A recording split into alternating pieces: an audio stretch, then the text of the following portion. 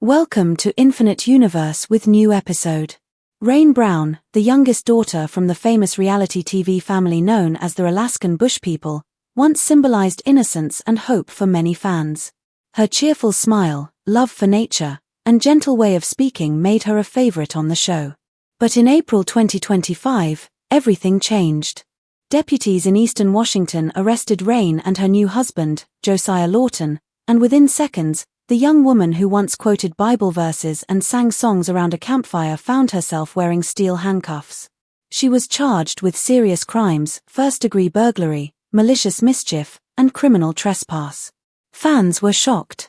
They couldn't understand how someone like Rain could end up in jail.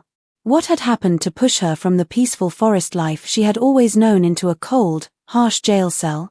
The arrest came as a complete surprise to the public. When news broke that Rain had been booked into the Okanagan County Jail, many fans thought it was fake. But the booking sheet was real and listed her full name, Catherine Raindrop Brown. Somewhere between her Instagram wedding posts earlier that year and her arrest on April 11th, she had crossed a line no one expected. She wasn't just Rain from the Discovery Channel anymore, she was a person facing criminal charges. Rain grew up far away from regular city life. Her family built Northstar Ranch after a wildfire destroyed their old home. This new place in Washington was her father Billy Brown's dream, a quiet place in nature where his 7 children could grow up safe and free. Even after Billy's death from a seizure, the family tried to keep his dream alive. Her siblings worked hard to make the land livable again. Gabe planted apple trees. Noah set up a solar water system.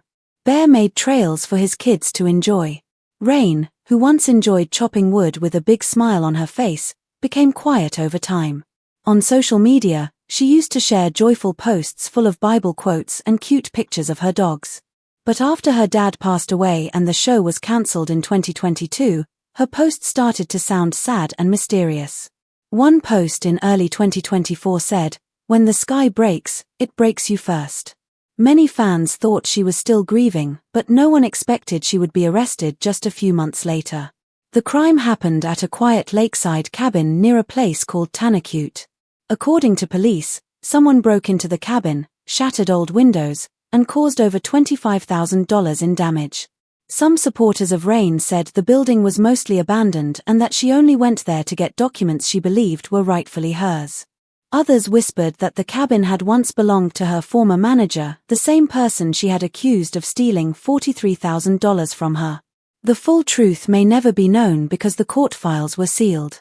But her arrest shook the image that Billy Brown had worked for years to create. Discovery Channel, which aired the family's show, released a short statement saying they were watching the situation. Advertisers paused deals. Gossip websites rushed to publish stories, calling it the end of the Bush People dream. Online reactions were split. Some fans stood by Rain, pointing to her religious posts and saying she wasn't a criminal. Others brought up moments from the show when she had argued with her father or questioned family rules. They believed she had hidden her rebellious side for years and that it had finally come out. Still, a third group believed something deeper was going on, that a mix of grief, stress, and financial trouble had pushed her to make bad choices. Rain and Josiah were released from jail a few days later without having to pay bail, but the damage to her reputation had already been done. TikTok was filled with emotional edits of her singing, mixed with jokes and memes showing cartoon bears in jail. A petition asking Discovery Channel to help pay for her legal defense gained 10,000 signatures in one day. But just as many people unfollowed her, saying they were tired of the family's drama. The era of reruns had ended in 2022, and for some fans, the Browns had already outlived their fame. Rain's journey started far from all this trouble. She was born in November 2002, the last child of Billy and Amy Brown. Her early life didn't involve toys or playgrounds. Instead, she listened to chainsaws cutting logs and played on mossy forest floors. When Discovery Channel found the Brown family, Rain was only 11. What the producers expected was a survival show, but what they found was a unique and loving bond between a family and the wilderness. When the show premiered in 2014, Rain's joyful smile and sweet nature quickly made her a fan favorite. She spoke with a poetic tone, loved making things with her hands, and often prayed in quiet moments. She even made dresses for dolls out of old flannel scraps, believing that everything deserved a second chance. But fame comes with pressure. The schedule for filming often replaced the rhythm of the seasons, and Rain had little privacy. While other kids posted photos of school dances, Rain shared videos of herself hauling meat through the snow. She said she didn't mind, but her social media told a different story. In 2018, she wrote, "Some days the mud feels ankled deep in my soul." She began asking for makeup and clashed with online bullies. Some people accused the show of being fake. Others thought Rain might leave the family and go to college. Her dad believed that tough times built strong people, and her mom, who battled lung cancer, put her faith in God. Stuck between those beliefs, Rain tried to find her own path. She watched as her brothers Matt and Joshua dealt with addiction and media attention. She saw her sister Birdie think about a surgery that might take away her chance to have children. She noticed how the producers pushed the family for more dramatic moments with each season. The line between real life and reality TV started to blur, until even simple things like watching the sunrise felt staged. When Billy died in 2021, the show lost its direction. Ratings fell, and by 2022, it was cancelled quietly after 14 seasons. At just 19 years old, Rain was left facing a world without the TV crew that had been with her for most of her life. She posted a picture of the snow-covered Browntown cabin and wrote goodbye forever. Most fans thought she was leaving the woods for the city, but instead, she stayed with her family in Washington and helped rebuild Northstar Ranch. But life wasn't easy. Insurance barely covered the damage from the wildfire. Money from the show stopped coming in. Rain took a job as a waitress at a small diner near a town called Chelan. That's where she met Josiah Lawton, the head chef. Josiah was 23, had tattoos, a calm way of speaking, and a habit of saying a prayer over each plate before it left the kitchen. He and Rain quickly became close. They bonded over faith and a love for simple things like nature and quiet nights. After her shifts, they would drive into the hills, far from cell service, and sit on the back of his truck, sharing childhood stories. For someone like Rain, who had grown up in front of cameras, the silence felt healing. They made their relationship public around Christmas 2023. Rain wrote a post calling him her angel and her forever. Some fans were happy for her. Others thought it was all happening too fast. But Rain, who had spent her life working hard in the wilderness, believed she had finally found someone kind. Josiah proposed to her on a foggy pier by Lake Chelan. He carved the ring box from pine wood and used an opal he had mined himself. Rain said yes before he could even finish asking. 3 weeks later, they got married in a small log chapel. Rain's brother played guitar. Her mom read from the Bible. There were no cameras, no tabloid reporters. The wedding was private and beautiful until someone leaked blurry photos online. #Rain Brown wedding started trending, and suddenly, offers for paid interviews flooded in. Rain said no to all of them. She told her fans, love doesn't need a sponsor. But she also admitted that money was tight. The family still owed a lot on the ranch. Her sister Snowbird had high vet bills for her rescue animals. Rehab costs for Matt were increasing. Land taxes kept growing. Rain and Josiah came up with an idea. They would fix up an old cabin near the lake and turn it into a faith-based retreat. Josiah would cook meals using local ingredients, and Rain would sell handmade soaps. But there were problems. The lease agreement kept getting delayed. Important paperwork went missing. Rain wrote in her journal, "If this cabin falls through, we'll plant vegetables in buckets. We'll keep singing. We just have to keep believing." That journal entry was dated April 10th. The next day, they went to the cabin with cleaning supplies and measuring tape. But by sunset, they were arrested. A neighbor had called 911, saying they heard loud noises and voices arguing about money. When deputies arrived, they found a broken window, scattered glass, and some damaged furniture. Rain stood inside the cabin, visibly shaken. Josiah was taking pictures of cracked knobs on a dresser. The police asked them to step outside. Rain said they had permission to be there, but the former manager who used to own the cabin had stopped responding to emails. Still, the deputies arrested them. Rain whispered a Bible verse as she sat in the patrol car. At the jail, they were fingerprinted, searched, and booked. Rain was charged with trespassing, in addition to burglary and property damage. They didn't have to pay bail, but they spent nearly 3 days behind bars. The media found out almost immediately, and by morning, their mugshots were all over the internet. Surveillance video later showed Rain pacing her cell, barefoot and tearful. The cabin had held old items like Civil War photos, glass jars from the Depression era, and even a cuckoo clock. Police said the total damage came to nearly $28,000. The manager, Ellis McGowan, claimed Rain was trying to destroy important documents related to their past contract. Now, the couple faces court dates and public judgment. Whether it was a misunderstanding, an act of desperation, or something else entirely, the world will be watching. Rain Brown, once the symbol of innocence in the wilderness, now faces the greatest test of her life, not just in court, but in the eyes of the fans who once believed she could do no wrong. Rain Brown's life changed completely on April 14, 2024, when detention officers came to unlock her cell. The day was cold but sunny as she stepped outside, wearing her old denim jacket. Reporters surrounded the area, eager for a headline. One shouted, "Rain, did you do it?" She looked at the cameras, paused, and calmly replied, "Judge not, lest you be judged," before climbing into Josiah's pickup truck. The sound of the door closing was heavy, almost like a signal that a long and difficult journey had just begun.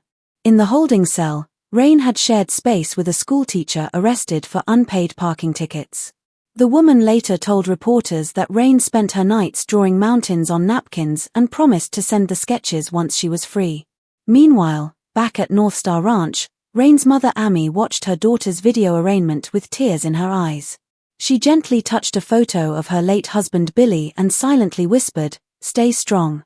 The judge scheduled the next hearing for June and warned Rain that any violation of her release terms would lead to her being taken back into custody. The news of her arrest quickly caught fire online. People love drama, and Rain's situation gave them plenty to talk about. Social media exploded with the hashtag #FinalVerdictRain. TikTok was full of videos showing old clips from their show, edited to make it seem like there were signs of Rain's downfall all along. Some even claimed she could spend her life in prison. While facts were rare, emotions ran wild. On April 19th, Rain opened Instagram and was heartbroken. Some fans were turning on her. While some people showed support, others called her names. She posted a white image with the Bible quote, "Judge not, lest ye be judged."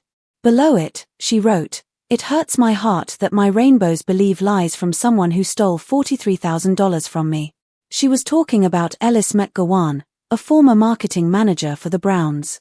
He had once been praised for helping them land brand deals. Rain claimed he forged her signature and took money that was meant to help fix the ranch. Rain said she confronted Ellis, and he responded by making false accusations and calling the police. Ellis's lawyers hit back by saying Rain was angry because of audits. They even leaked an email where she wrote, "Return what you stole or the mountain will speak."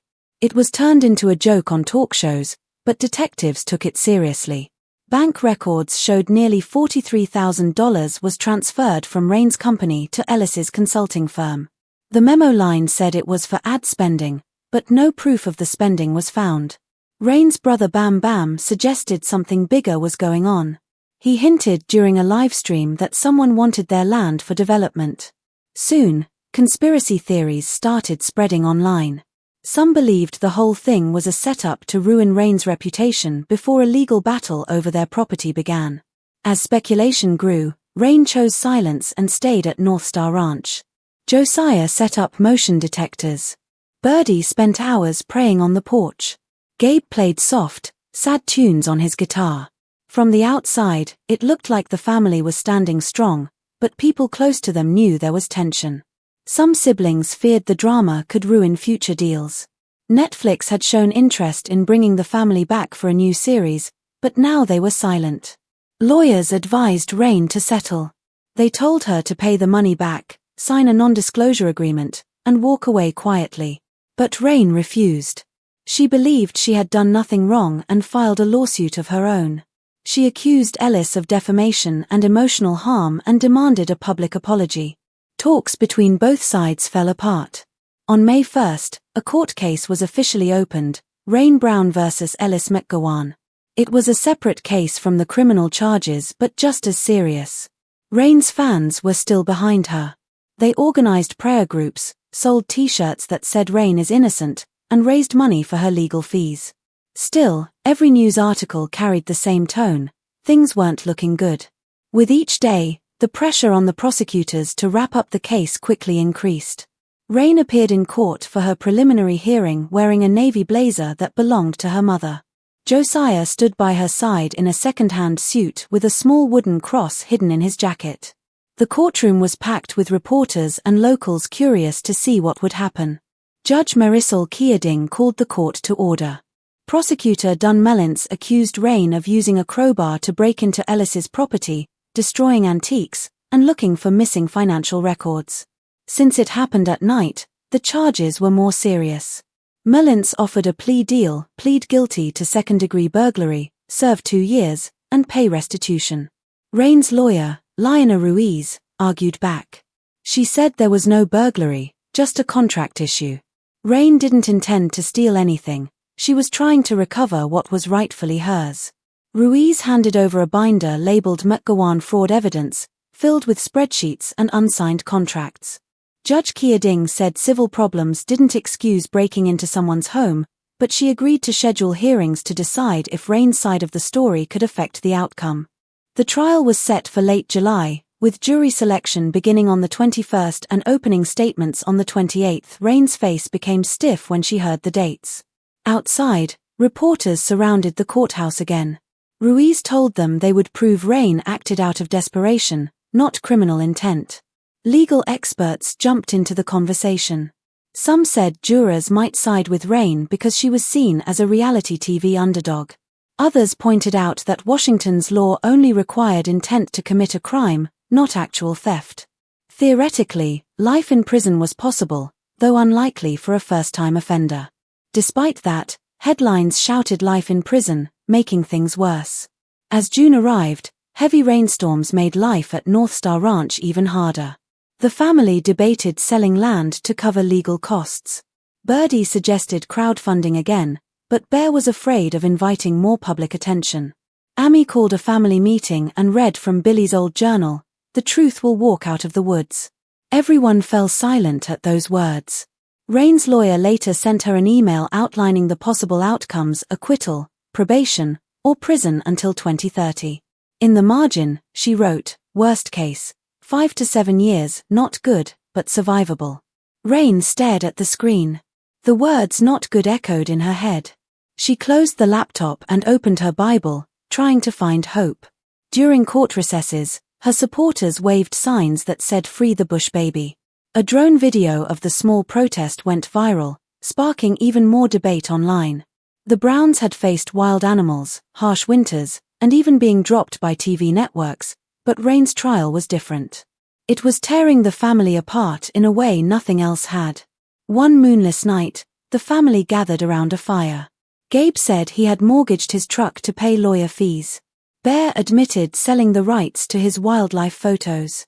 Birdie confessed that the stress gave her insomnia, and she feared paparazzi would expose her surgery scars. Noah tried to help by designing a device to block drones, and Bam Bam stopped using his camera, unsure whether to take photos or protect his family's privacy. Even Matt, who had been distant and living in California, called to say he believed in her. He offered to testify in court and said, "If judges can't see your heart, the world's broken." Though it was brief, that moment of unity gave them strength. But the outside world didn't stop. Tabloids made up wild stories. One said Billy Brown's face was seen in the clouds above the courthouse. A podcast claimed the Browns faked the burglary for fame. The Discovery Channel denied any involvement, but brands pulled back. An energy bar company even demanded their products be returned. Lawyers told them to stay quiet, but silence allowed rumors to grow. Amy gave one emotional interview, saying her daughter was not a thief but a survivor. It got a lot of attention. Support poured in, but so did threats. Someone even threatened to burn down their ranch. Police found out it was from out of state, but the fear stayed. Insurance premiums went up, and legal fees kept climbing. To raise money, Bam Bam suggested licensing old video footage. Noah offered to sell a solar water purifier he'd invented. Bear thought about hosting survival camps, but insurance concerns got in the way. Every idea felt like a desperate attempt to keep their ship from sinking. Online, Rain was turning into a folk hero. People made cartoons showing her fighting off greedy corporations with an axe, calling her fight final verdict, coming soon. Whether these stories would help in court was unknown, but they helped lift the family's spirits. One evening, Rain and Birdie lit a beacon fire at sunset. As the smoke drifted into the sky, Rain whispered to Josiah, "No matter what comes, we don't lose each other." They all understood now, this trial wasn't just about Rain's innocence. It was about protecting the very soul of what Billy Brown had built. Survival wasn't just about living in the wild anymore, it was about standing strong when everything else seemed to fall apart. Rain felt like she had already been judged, not in court, but by the world outside. Her name was being erased from media, her sponsors were leaving, and even people she hadn't heard from in years were making fun of her. The Discovery Channel said nothing in her defense. Netflix didn't return emails. The situation only got worse. One deputy said more charges might come if new evidence appeared. The threat of civil lawsuits hung over her like a storm cloud. Inside Northstar Ranch, the family stayed close. Josiah added new locks to the doors. Gabe sharpened knives at the table. Bam Bam walked the porch all night. Then a letter arrived from Rain's old manager's lawyer, demanding a public apology or face $1 million defamation suit. In the middle of all this, Rain felt broken. Sometimes she was confident justice would win. Other times, shame overwhelmed her. Her lawyers met with her in private and gently said, "Even if you win in court, your reputation might never recover." That sentence hurt more than anything. After the meeting, Rain walked outside alone. She remembered being a little girl, barefoot in the snow, promising to live free and unseen by the harsh outside world. Now that world had found her.